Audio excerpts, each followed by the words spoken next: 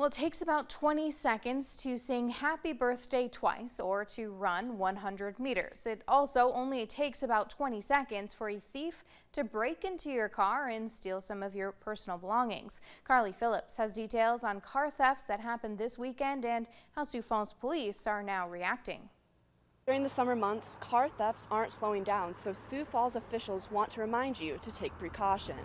Police say 4 vehicle break-ins happened over the weekend at the Commons apartment complex. Security cameras caught this group of thieves stealing from an unlocked vehicle. You can see them digging through personal items before making their getaway.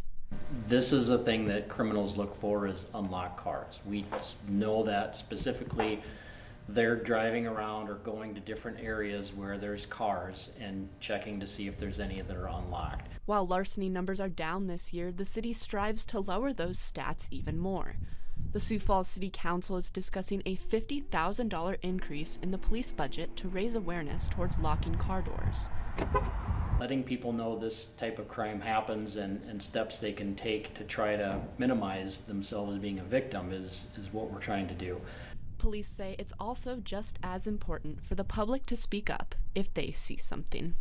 But rest assured, there are still plenty of ways to avoid having your vehicle broken into, like simply remembering to lock your car doors or taking the keys out of the ignition when you're away. In Sioux Falls, Carly Phillips, Dakota News Now.